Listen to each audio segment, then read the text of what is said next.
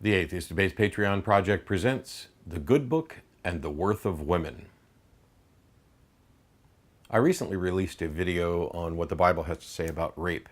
And I don't recall if I actually mentioned in the video, but the intent here is to do a series of women and the Bible. We'll cover some specific stories about specific women, but I also want to just deal with women's issues specifically as the Bible treats it, because I think it's a big deal, and I think most people hopefully will recognize how much of a problem this is. Now, I called this video The Good Book and the Worth of Women, in part because everything I'm going to talk about today, or perhaps almost everything, comes directly out of the Torah, which is the Jewish Bible and the first 5 books of the Christian Old Testament. And the thing about this that I find kind of intriguing is I almost had to call this The Good Book and the Worth of Women, Part 1 of 75, because as I was going through and I was reviewing a number of different sources and checking verses, I would find a problem, note it, then there's a specific story related to that problem. The stories became more and more interesting, and then it became clear that we needed to parse this up. So the first video is on what the Bible has to say or implies about the worth of women in general. And in future videos, we'll take a look at what the Bible has to say about other topics related to women, equality, family, sex, blah, blah, blah. But also, there are some incredibly interesting stories that really give a point to how the Bible talks about women. So let's take a look at the worth of women. I think the first thing to note is just how few women are mentioned in the Bible in any great detail. A great many of them are unnamed. The women, the woman, the girl, etc. Women, by and large, tend to get named in the Bible if they are the wife or daughter of someone and they have some relevance to the story. Wives and daughters, just aren't mentioned, and their stories, by and large, aren't mentioned. One of the key things about when a woman becomes mentioned in the Bible is an issue surrounding barrenness. If a woman is unable to have a child, whether this is a direct curse from God or presumably through some natural process, they tend to get named because now they're relevant in the story. Now they are unable to do the thing that they're supposed to do. And this barrenness issue, I can't wait until we get to some of the stories because it's repeated over and over and over. Some of them are named for becoming barren, some because they overcame it. But that barrenness is often as a punishment, but we'll get to a little bit more on that later. And most of these women don't speak. Their words aren't recorded, and very little about their lives or interactions are recorded. So from the standpoint of looking at it as storytelling, they're quite often just props. Now, there are exceptions to this, and we'll get to that later when we start telling specific stories about specific women in the Bible. There's another thing that I want to note, because this is going to get a lot of reactions, particularly from people who are like, oh, you don't have the first clue what the Bible says, and the Bible's very pro-women and all this other stuff. I also want to make sure that I'm fair, and I like to point out that there are atheists and seculars who are making bad arguments. And so I would caution folks to be careful about how they address how language is used in the Bible. Remember that you're probably reading it in English, and that's a translation of a translation of a copy of a translation of a copy in languages that have changed and or died out. And so, for example, in Genesis, when the story of Noah's Ark, the Bible says, the male and his female, referring to the animals. Go get me a pair of animals, the male and his female. And I've seen, I think Skeptics Annotated Bible, and which lots of people have commented on. I don't want to fault anybody responsible for it because that's a great resource. But I think I've seen many times people saying that, this is it, the male and his female, that possessive blah, blah, blah. It is not the possessive portion of that is truly a problem. It's very, very likely that this translation where it says the male and his female is simply the most accurate translation of get me a matched pair, not some male and some female, but a pair of two lions. Which, by the way, reminds me, if you look at pictures of Noah's Ark book, you will occasionally find two lions with manes. So that's not a male and his female. What it does say, though, is the fact that it's always male first, female second. This is a trend in the Bible, and it applies to animals as well. Female animals have a different status than male animals, humans included. So one of the examples that kind of ties into this is in Leviticus 1. If you're making a generic offering of an animal to God, it needs to be an unblemished male. If you're making a sin offering to God and you're a king, it needs to be an unblemished male. This is in Leviticus 4. But if you're a commoner, then any female animal will do as a sacrifice. Now, it doesn't expressly say, if we're going to be fair, because I know that the apologists are going to come storming in, it doesn't say that that's inferior. Maybe the commoners are superior to the king. Yes, maybe we're talking about an ancient progressive society where the king was a wonderful, dutiful servant, and the people had the higher status, and therefore female animals have the higher status. You can do that, but you're going to be laughed at, because this is not the trend throughout the Bible. It's not what history shows us about the relative status of leaders and their people. And so if you're the leader and you're making a sin offering, it needs to be an unblemished male. But if you're a commoner, it can be a female. Now, we can address the bizarre kind of absurdity of sacrificing burnt, bloody animals to a god. Why is this god obsessed with, the smell of burning flesh? But male and female animals, human and otherwise, clearly have different statuses in the Bible, and the women are clearly inferior. I've also put up a video in the past about what the Bible has to say about slavery, and not just relying on Exodus 21. There's passages in Leviticus, and I think one in Deuteronomy as well, if I'm recalling correctly. I'm not going to go over everything the Bible has to say about slavery as it affects women, but I will say that if you read Exodus 21, some of the apologetics are like, oh, you have to let slaves go after 7 years. No, that only applies to Jewish slaves, and it only applies to male Jewish slaves. There's no provision for women to ever be released from slavery, or, just to avoid the apologist, servitude. This status difference shows up in many other places as well, but in Exodus 21, it gives provisions for Jewish slaves and non-Jewish slaves, and specifically the Jewish slave provisions apply only to males. There's no reason to think that females were ever let go. As a matter of fact, it expressly uses women as a prop, because if you need to let your Jewish slave go after 7 years, one way to get around that is to give him a wife and kids, and then when his 7 years is up, he comes to you and says, hey, I don't want to leave my wife and kids, in which case he becomes your slave forever, essentially making him co-equal to the women. Now he's stuck. He doesn't get out after 7 years, etc. His 7 years are up. Exodus 21 also talks about marrying your female slaves, and that if she doesn't please you, you have to let her go. And you need to treat her right. But if you ever take another wife, and that prompts a video in the future about multiple wives and polygamy and the Bible's view on the wholesome family. But if you ever take another wife, you still have to take care of that first slave wife. And if you don't, she is to be set free with no money. That's got to be about the best view on divorce for, a bigoted male as you can imagine. Hey, I get to take a slave and make her my wife. Yeah, I got to treat her right, but hey, that's probably just generally smart. If you beat your slaves to death, that's a problem. So you just beat them just enough so they don't die. Or you're really, really nice to them. You just don't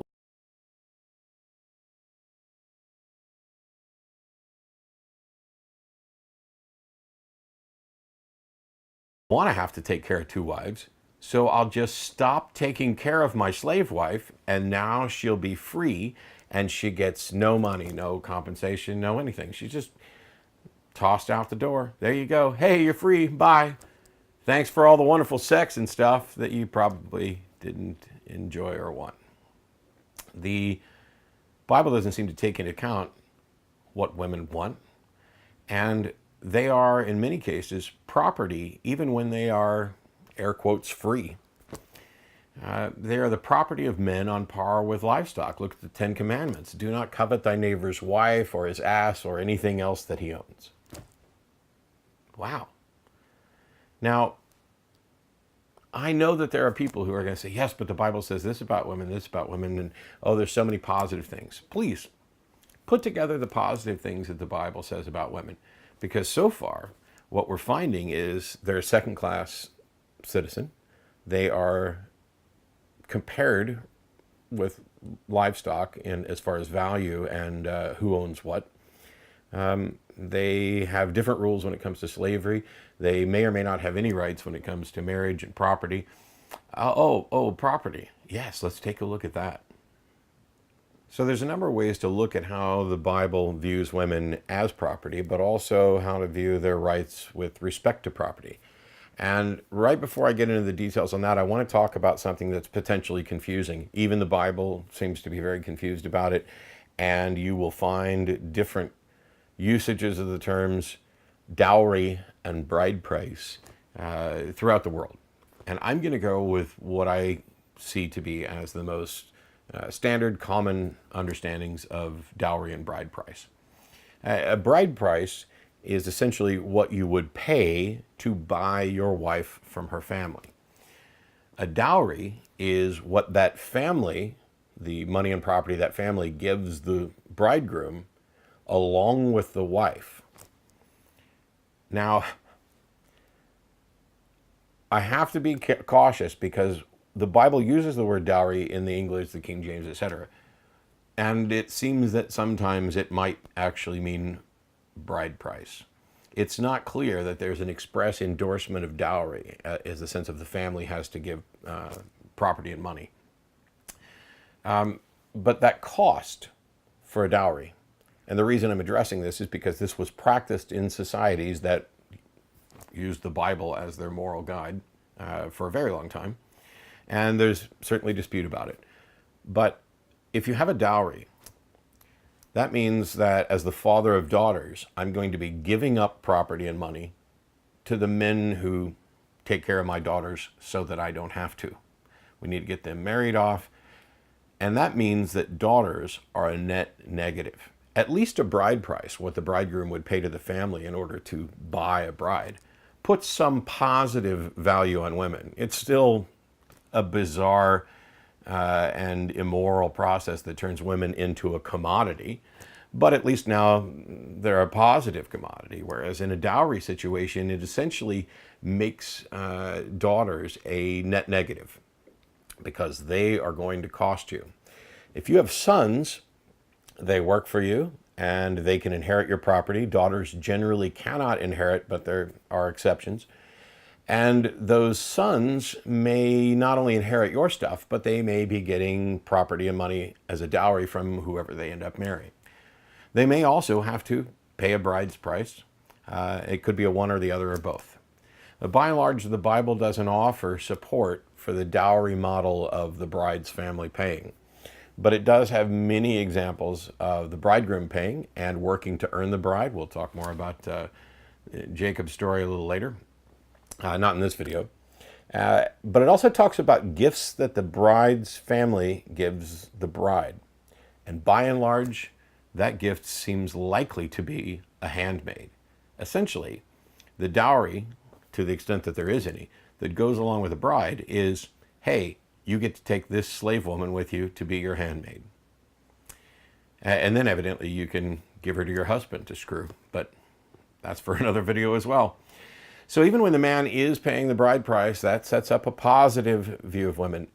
When there's a dowry involved, it sets up a negative, and it's not clear that these things necessarily cancel each other out.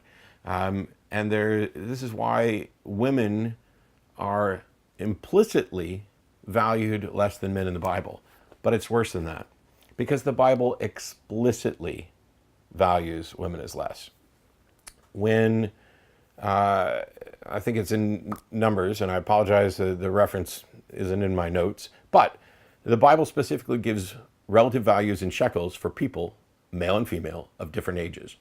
And I'll just kind of read these off fairly quickly. From 1 month to 5 years, males are worth 5 shekels, and females are worth 3 shekels. Not quite, it's a little better than half, but it's still a difference.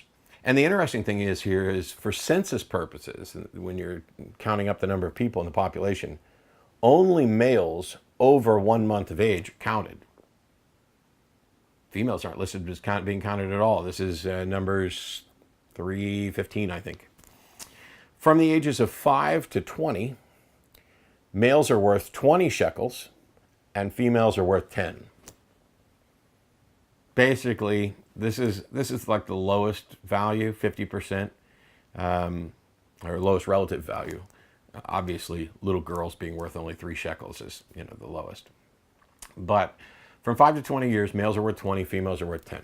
From 20 to 60 years, males are worth 50, because now you're in the working age. They can actually do some work, so now they're worth 50. And females are worth 30. Over 60, males are worth 15 shekels, and females are worth 10. Now, setting aside the issue of how the all-knowing, all-caring, all-wise, and intelligent superpower that governs the universe and decides to make these proclamations to people so that they're written down and passed down forever. Setting aside that power, how absolutely ridiculous is it that that sort of being would not only give explicit values in a specific currency for people, when we know that the value of currency changes. A dollar doesn't buy in 2018 what it bought in 1950, not even close. For some products, I think it's almost 30 times or more the difference. And that's just a short pan. That's, not quite within my lifetime, but within less than a century. And so these rules have been around for a couple thousand years or more, several thousand years. We can't quite date the origin of the first books, but we can guesstimate. So the all-knowing creator of the universe just explicitly labeled people, labeled them as unequal, and gave dollar or shekel values for them, despite the fact that he should understand that currency values are going to change.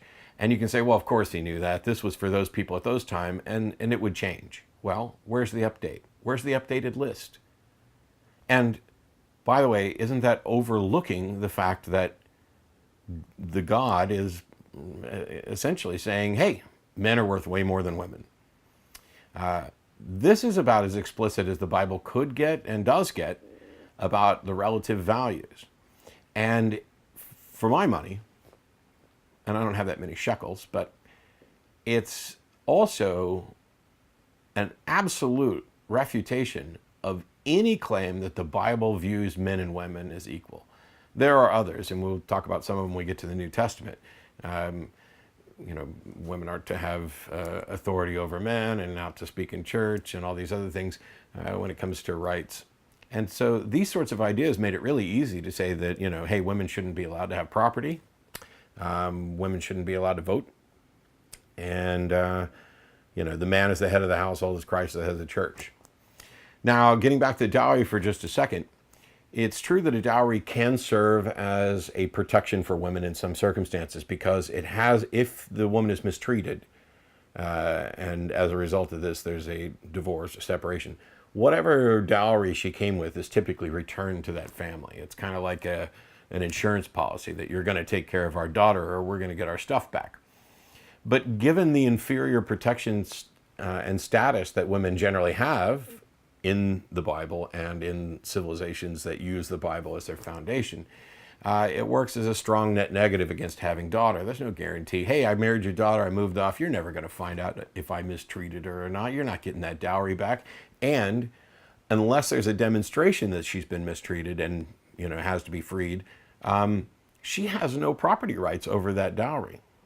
Now, there is some confusion here because if the dowry is a handmaid that works for her, then she can give it to her husband, and that's a little different. But if she comes with 40 acres and a mule, that essentially goes to the husband and the husband's family.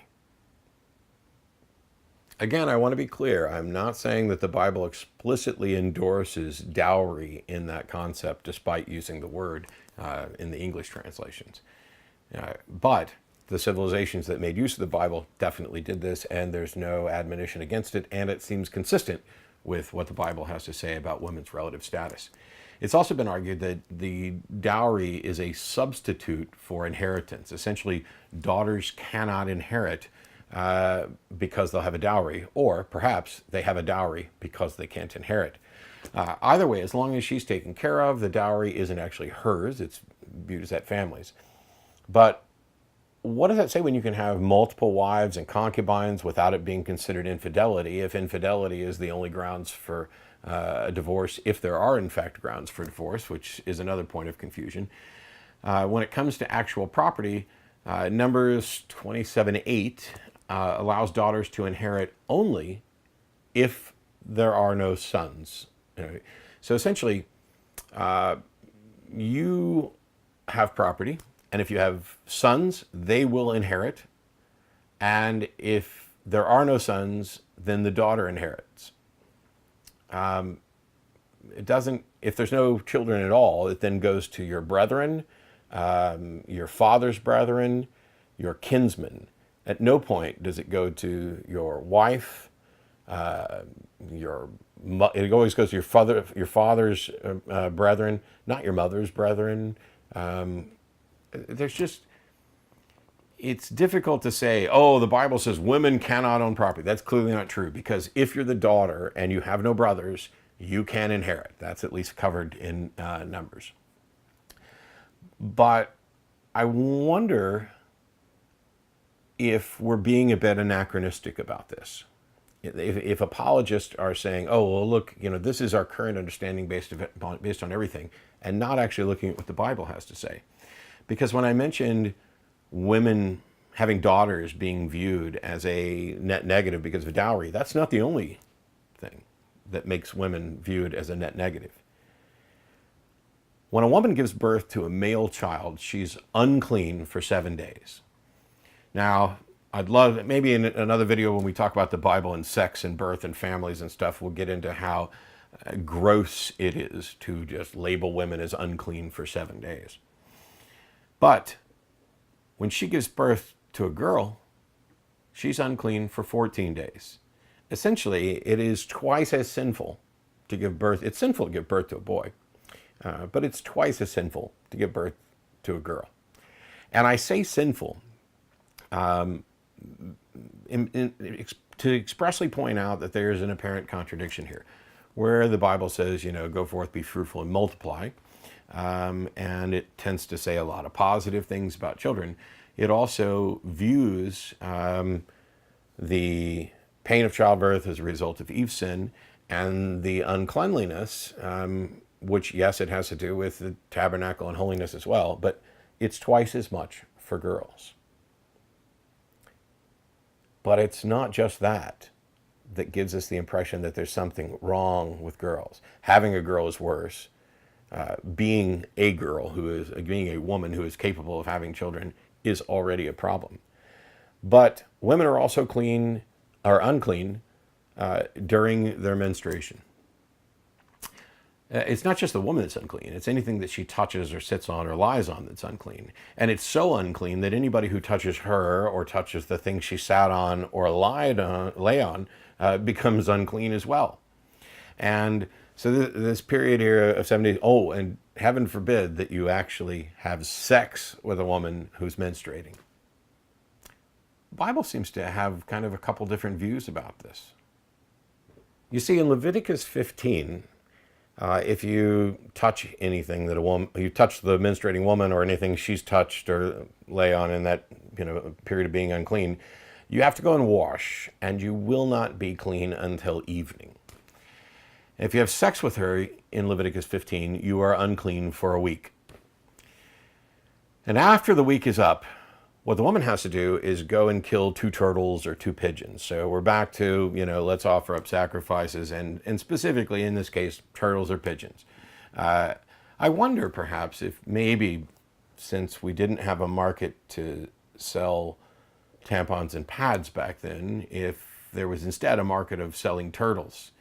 Hey, come on over, get your turtles. Have you been bleeding for a week? Are you done now? Are you ready to be clean? Get your turtles, get your pigeons, sacrifice them up to Yahweh. He loves it.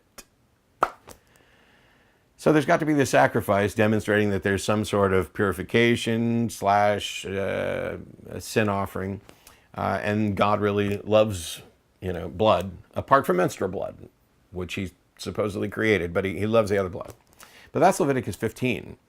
If we take a look at Leviticus 20, I think around verse 18 or so, if you have sex with a menstruating woman, and it goes into greater detail, because it talks about if you have sex with a menstruating woman and uncover the fountain, or uncover her and discover her fountain, then you have to be cut off from your people.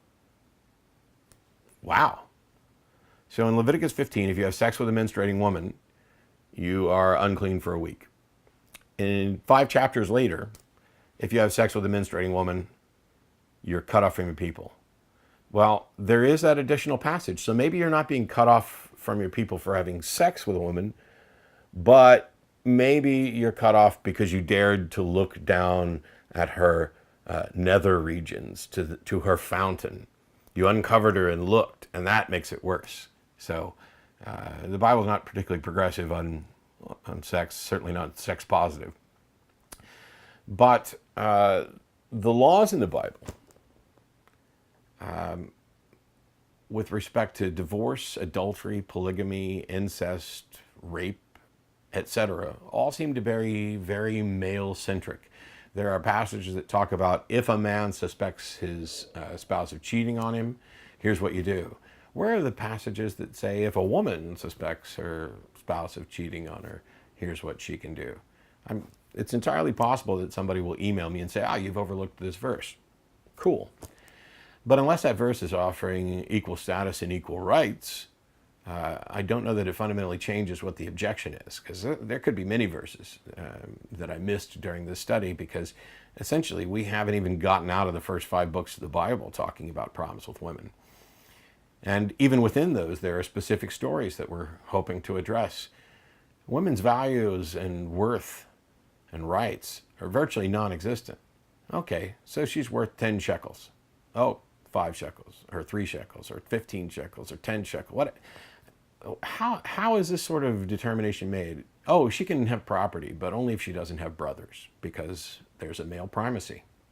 When Lot has angelic visitors and the crowd is banging at the door, wanting to have sex with them, he instead offers up his daughters. Now, the very fact that he can offer up his daughters demonstrates that they are his to offer up and do with as he pleases. The fact that he would offer up his daughters demonstrates how little he values even his own daughters. But angels have to be more valuable than, daughters. Really? Wouldn't you think that angels might have the power to, smite the crowd, stand up for themselves, protect themselves? It wasn't a real offering, it wasn't something done seriously. It's done to show his devotion. Yeah, we'll talk more about that when we get to Lot, but you've also got Jephthah, who makes a deal with God to win a battle and says, hey, I'll sacrifice the first thing that comes out of my door to greet me when I get home. Well, it's his daughter. But what did he think it should be? And it doesn't say that he didn't offer her up. Yes, apologists will say, maybe it wasn't to be an offering to God, as in killing her. Maybe he just gave her to the temple. Doesn't matter. Where was the consideration of her rights, of her value, of her autonomy, of her ability to choose her own destiny? But all those are specifics for future videos. There's one last note that I want to make for this video before we move on to the rest of the problems that the Bible has with women. Oh, and by the way, we will be talking about the Quran and women as well at some point in this series. So this video barely scratches the surface. As I said, we've barely gotten out of the first 5 books, despite a quick meandering off to the New Testament. There are specific stories to address that demonstrate how women are viewed. But here's the reason I'm doing this and why it's important.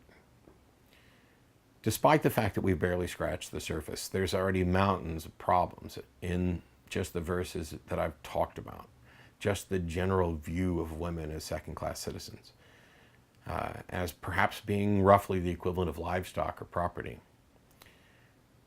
But what bugs me is that despite the progress we've made in the many generations since our backward ancestors first penned these abominations, despite even what most modern Christians think and say about women and women's rights, despite what modern Jews often have to say about women and women's rights, this idea that women are worthless or worthless has infused itself into our society so much that we have women who become convinced of this or are indoctrinated to believe that they are second-class citizens, that the man is the head of the household, that they should keep quiet and stay back, that they don't have a right to their own bodily autonomy, sexual autonomy, that they don't have the right to take charge of their life and end a marriage if it's the right thing. Women have become so convinced of this that they are teaching their daughters who teach their daughters who teach their daughters. It is a cycle that is directly in opposition to the sound foundations of humanism. It is obscene. And when we have conversations with people and they, let's take a look at the teleological argument for the existence of God. Let's take a look at ontological arguments. Let's take a look at the cosmological arguments. I care about those things. I care about whether or not we have good reason to think that a God exists. I don't think that that's the case. But if in fact there were a God, and the Bible represents his thoughts on people and their value, then that God is an immoral thug and not particularly bright, because he wrote it all down, or he encouraged people to write it down. And then it gets passed around, and what you end up with is a bunch of polluted minds acting as sycophants to marginalize women. It's not the only thing that the Bible gets wrong. But in the modern world, the fact that there are women who think that they need to be subservient, that they need to, from God on high, they should set aside their autonomy and worth and become second tier to a man or to their group and their church. It's almost unthinkable. And while none of this is an argument against the existence of God, perhaps there is a God and he's just immoral, what it does do is provide ammunition to people who think that the Bible should ever rightly be called the good book. This video is made possible by supporters of the Atheist Debates Patreon project. You can find more information and add your support at patreon.com/atheistdebates.